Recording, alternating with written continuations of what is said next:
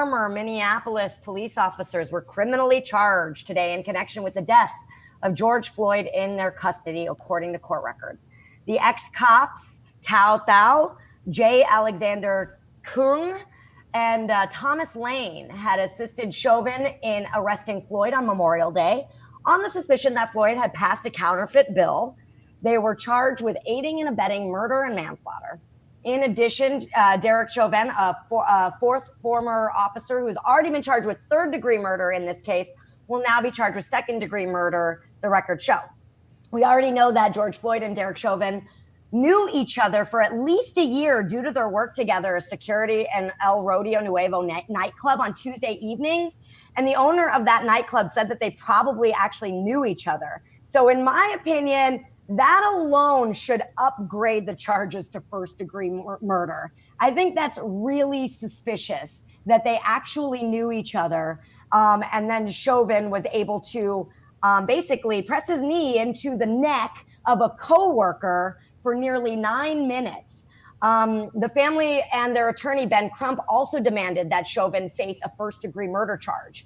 A second-degree murder charge carries a statutory maximum sentence of 40 years upon conviction compared to 25 years versus third-degree murder. And actual sentences are often short of the maximum. And in this case, since it is an authority figure, afflicting upon a black man, we know that it's probably going to be far less than 40 years. The video that shows Chauvin continuing to keep his knee on Floyd's neck, even after Floyd became non-responsive. In all, Chauvin held his knee to Floyd's neck 8 minutes and 46 seconds to be exact. And it was 3 minutes. It continued on for 3 minutes after Floyd became non-responsive. He was calm. He was cool. All the cameras around to catch it. And I don't know, he almost seemed proud. There have also been some other really suspicious items surfacing that as I've dug further into this case. 2 separate autopsies, one commissioned by Floyd's family and another performed by the Hennepin County, Minnesota Medical Examiner's Office, both found that Floyd's death was a homicide, but differed in their determinations of the cause. The Hennepin County Medical Examiner's autopsy found that Floyd died from cardiopulmonary arrest that was complicated by police subduing him with restraint and neck compression. The autopsy also cited underlying health conditions as contributing to his death. But the independent autopsy conducted by pathologists hired by Floyd's family found that he had in fact died from asphyxiation and that pressure on both his neck and back contributed. Dr. Michael Baden, one of the pathologists and former chief medical examiner for New York City, said Monday that Floyd had no underlying medical problems that contributed to his death. So, and there's a little bit more based on sources that I have out of Minneapolis telling me that there were frequently drug deals going on outside of the nightclub that Chauvin was patrolling. Chauvin would patrol outside of the nightclub while Floyd worked inside, and he seemed to overlook those actions on the regular. So of course my curiosity gets the best of me and I'm a total like do. And I'm just, I'm in a space where I'm like, there's a lot of screwy things in this case to not be charging first-degree murder.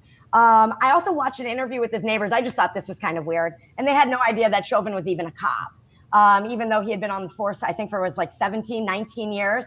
So my boyfriend in high school had a cop living on his street and the patrol car was there every night. So I thought that was also really strange. There have been some other rumors in the rumor mill, and I don't want to really spread those right now until I get really confirmed and grounded in what it all means. You guys can look them up, stuff about EMT uniforms, blah, blah, blah. But that's what I know for sure.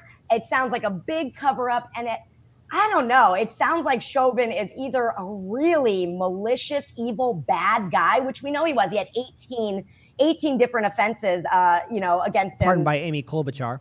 Pardoned by Amy Klobuchar. So we already know that he was a bad guy, and I lost my train of thought, but it's just, it floors me that someone like him isn't going to get charged to the fullest extent of the law. And I think it is really sickening for George Floyd's family, and really sickening that they knew each other. And that's what I can't really get off my mind here today. I can't imagine. So what do you guys think about the charges on the 3 other cops? and also the charges the upped charges on Floyd. So I've been talking a little bit with Kit. So the problem is in America, it's almost illegal to convict a cop of first-degree murder the way that we give them qualified immunity and a whole bunch of other stuff. Basically, it's one of those, all a cop has to do is say, I'm scared, so I had to shoot all the puppies and the kids in the orphanage. They were scaring me. Therefore, I'm innocent. Real scared. And, he looked very scared, like he was just scared that he just bagged a 12-point buck that he was really proud of. That kind of scared is what we're talking about. I think second degree is better than third, obviously. I just want to know if that they go with first, will it basically eliminate the chance that he can never be convicted? Because all the police have to do, we've seen this in previous cases, that all the police, you can have the best prosecution possible, and then the cops just go, yeah, but he was scared, and he said it, and if he says it, look at this law, can't be guilty, look at that. A number of things like that. So that's within the law, that police are basically able to just kill people. Another point is, how many regular civilians, because I want to remind people, the police are technically civilians themselves, even though they don't act like it. How many civilians get 18 assault and whatever else is on his record and don't go to jail? This is a fundamental issue with policing, which again, as I mentioned earlier, is why we need to think of them as town watch or city watch or just a militia.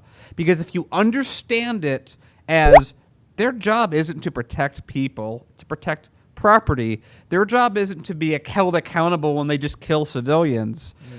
Their job is to enforce the rules that the people above them tell. That's why the police are so terrified of being run by the community, because it goes against their entire business model of just killing the community.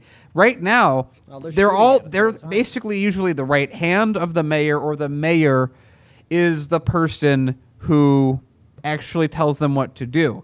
If you flipped that and gave the power, remember we were talking earlier about with Cornel West, the power back to the community, they would all of a sudden have a whole different set of accountability that they'd have to go with, and their records would all suddenly catch up with them. But no, in America, one person, usually unelected, determines how people that have the ability to kill you get to use their power. They also are the same people that have the prosecutors that determine what you should be charged with. I love the ME. I love whenever they do this. The same thing with Eric Gardner. Oh, he didn't die from being choked to death. He's just fat and his arteries are clogged. Those dumb black people eating their potato chips or whatever. He's basically accusing them. It's like if police shoot someone, they're like, well, I didn't kill them by shooting them. They had a heart attack and then died. Then the bullet hit them after they passed away. So not my fault. I am the judge, jury, and executioner, and you will do what I say. So I think as a final note for this is that this is really directed towards Amy Klobuchar, because this cop would not still be on the force if you hadn't basically turned a blind eye to his past actions. How many other cops did you turn a blind eye to, Amy? And that's the same thing goes to another person who was running for president. Hey, Kamala Harris.